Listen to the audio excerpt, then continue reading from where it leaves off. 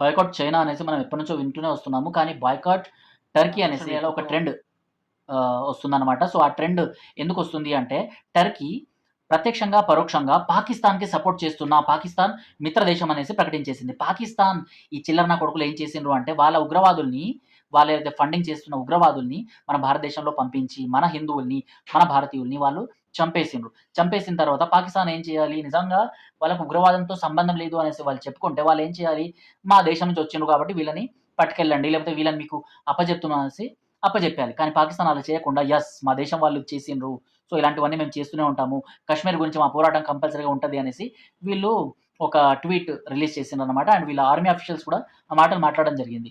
So, ఇలాంటి వాళ్ళకి support చేస్తూ టర్కీ ఏదైతే భారత్, పాకిస్తాన్ గొడవలు మొదలైనప్పుడు, వార్ నడుస్తున్నప్పుడు టర్కీ వాళ్ళ కార్గో ఫ్లైట్స్‌లో డ్రోన్స్‌ని పంపించింది. ఆ డ్రోన్స్ ద్వారా భారత్ పైన, మన జమ్మూ కాశ్మీర్‌లోని వైష్ణోదేవి ఆలయం పైన, మన పంజాబ్‌లోని అమృత్‌సర్ గోల్డెన్ టెంపుల్ పైన అండ్ వివిధ ఆలయాల పైన, సివిలియన్స్ పైన ఈ డ్రోన్స్‌తోని అటాక్స్ అనేది మొదలుపెట్టింది. ఈ అటాక్స్ ఎంత బ్రూటల్ అటాక్స్ అంటే ప్రతీదీ సివిలియన్స్ పైన వీరు అటాక్ చేసిండ్రు. భారత్ కూడా అటాక్ చేసింది కౌంటర్ అటాక్.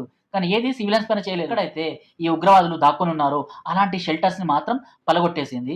అండ్ మా భైన్ ఒకటి చేసింది అనేసి అయితే క్లియర్ కట్‌గా ఒక భారతీయుడిగా అయితే నేను చెప్పేస్తా. ఎందుకంటే దేశం లోపలికి చొచ్చుకొని వెళ్లి కేవలం సింగిల్‌గా మన భారతదేశానికి సంబంధించిన మన ఎవరైతే జెట్ ఫ్లైట్స్ ఇవన్నీ తీసుకొని వెళ్ళిన ఈ నారీ శక్తి ఉందో, సో వాళ్ళందరూ మన భారతదేశానికి సంబంధించిన మన ఆర్మీ వాళ్ళు లోపలికి వెళ్లి, చొచ్చుకొని వెళ్లి, సో వాళ్ళని కొట్టి రావడం జరిగిందనమాట. నిజంగా ఇలాంటివన్నీ మనం సినిమాలోనే చూస్తాము. కానీ ఆ రోజు న్యూస్‌లో మనం ఫాలో అయిన దాన్ని బట్టి నిజంగా ఎన్ని ఈ ఉగ్రవాద స్థావరాల్ని మనం పేల్చేసామో ప్రతీదీ ప్రూఫ్ కూడా జత చేస్తూ మన ఇండియన్ ఆర్మీ ప్రెస్ మీట్ ఏర్పాటు చేసి ఇచ్చేసిందనమాట. అయినా కూడా కొంతమందికి ఇది మింగుడు పడట్లేదు. సో, అలాంటి వాళ్ళందరూ టర్కీని ఎందుకు బాయ్‌కాట్ చేయాలనేసి అంటున్నారు. అరే అడ్డగాడిదలారా! టర్కీయే ఆ డ్రోన్స్‌ని పంపించింది. డ్రోన్స్‌ని పంపిస్తే వాళ్ళు మన పైన అటాక్ చేస్తున్నారు. ఆ డ్రోన్స్‌కి తెలీదు కదా!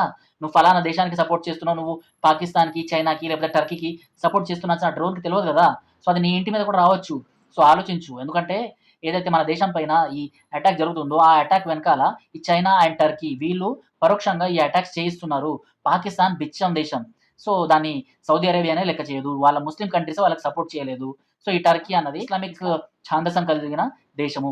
సో, ఇలాంటి దేశాలు ముందుకొచ్చేసి సపోర్ట్ చేస్తున్నాయంటే అర్థం చేసుకోండి వాళ్ళు కూడా ఉగ్రవాదుల్ని పెంచి పోషిస్తున్నారు. అలాంటి టర్కీని బాయ్‌కాట్ చేయడంలో తప్పేముంది? నేను అడుగుతున్నా. ఎందుకంటే ఒక మన ఫ్యామిలీ పైన ఎవడైనా అటాక్ చేసిండు. వాడికి ఒక గ్రోసరీ షాప్ ఉంది. వాడు మన అమ్మనో, అయ్యనో, లేకపోతే మన అన్ననో, తమ్ముడినో, చెల్లినో ఎవరినో ఇబ్బందికి గురి చేసిండు అంటే వాడి గ్రోసరీ షాప్‌కెళ్ళి నువ్వు షాపింగ్ చేస్తావా? చెయ్యవు కదా! ఇది కూడా అలాంటిదే. మన భారతదేశం పైన ఎవడైతే అటాక్ చేసిండో ఆ దేశానికి మనం సపోర్ట్ చేయకూడదు. సో, ఇక్కడ టర్కీ క్లియర్ కట్‌గా చెప్పేస్తుంది. నేను పాకిస్తాన్‌కి మిత్ర దేశం కాబట్టి మేము సపోర్ట్ చేస్తాము అనేసి. అంత చెప్పుకొని వస్తున్నా కూడా ఇప్పటికి టర్కీకి సపోర్ట్ చేస్తే పోయేదేముంది? సింధు జలాల్ని ఆపేయకూడదు అనేసి ఇలాంటి అడ్డగాడిదలు కొంతమంది స్పీచెస్ ఇవ్వడము, వెస్ట్ బెంగాల్‌లో కొన్ని ర్యాలీస్ తీయడం ఇలాంటివన్నీ జరిగినాయి కదా! వాటిని కాస్త ఆపేయండి. ఎందుకంటే మన దేశం పైన గొడవ జరిగింది అంటే ఏదో బోర్డర్స్ వాళ్ళ పైనే అటాక్ అయింది కదా! మాకెందుకులే అనేసి మనం ఊరుకుంటే రేపటి రోజు అవే డ్రోన్స్ లోపలికి చొచ్చుకొనొచ్చి మన దేశం పైన, మన దేశంలోని మన ఊళ్ళ పైన, మన సిటీస్ పైన కూడా అటాక్ చేయొచ్చు. ఈరోజు మనం వాళ్ళ ఆదాయాన్ని కట్ చేస్తేనే కదా! వాళ్ళ తోకని కట్ చేసినట్టు ఉంటది అనేసి ఇక్కడ క్లియర్‌గా నేను చెప్తున్నా. అండ్ సోషల్ మీడియాలో ప్రతి ఒక్కరు దీని గురించి మాట్లాడుతున్నా కూడా కొంతమంది లెఫ్ట్ లిబరల్స్ వాళ్ళు ఉంటారు. వాళ్ళకి ఇవన్నీ పట్టవన్నమాట. ఆ డ్రోన్స్ అటాక్స్ ఏవైతే ఉంటాయో ఫస్ట్ వీళ్ళ పైన పడేస్తే ఒక పీడ పోతదన్నమాట. అండ్ ఎవరైతే ఈ పాకిస్తాన్‌కి సపోర్ట్‌గా, చైనాకి సపోర్ట్‌గా లేకపోతే ఈ టర్కీకి సపోర్ట్‌గా మాట్లాడే వాళ్ళు ఉన్నారు కదా! వీళ్ళందరినీ నేను ఇక్కడ ఒక అభ్యర్థన ఏం చేస్తున్నాను అంటే, సో వీళ్ళందరికీ ప్రభుత్వం గుర్తించి ఈ పోస్ట్‌లు ఎవరైతే పెడతారో వాళ్ళ స్క్రీన్ షాట్‌లు తీసుకొని ప్రభుత్వానికి పంపిస్తే ప్రభుత్వం వాళ్ళకి డబుల్ బెడ్‌రూమ్ ఇల్లు మంజూరు చేయాలి. అండ్ అవి కూడా ఎక్కడ మంజూరు చేయాలి అంటే ఈ బోర్డర్ ఏరియాస్‌లో ఉన్న వాళ్ళని ఖాళీ చేయించి ఆ ఏరియాస్‌లో వీళ్ళకి విలేజెస్ కట్టి ఇవ్వాలన్నమాట. సో మన బోర్డర్‌లో ఇలాంటి వాళ్ళని పెట్టేస్తే ఎప్పుడైతే అటాక్స్ జరుగుతాయో అప్పుడు వీళ్ళకి అర్థమవుతది. నిజంగా యుద్ధం ఎలా ఉంటుంది? అండ్ వీళ్ళు మనల్ని శత్రువులనేసి అటాక్ చేస్తే ఎలా ఉంటదో అన్నది వీళ్ళకి అర్థమవుతుంది. అప్పుడు డబుల్ బెడ్‌రూమ్ ఇల్లు వాళ్ళకిచ్చేసి వాళ్ళనక్కడ పెట్టొచ్చనమాట. సో దీనిపైన మీరేమంటారో కామెంట్ బాక్స్‌లో చెప్పండి. టిల్ దెన్ జై హింద్, జై భారత్.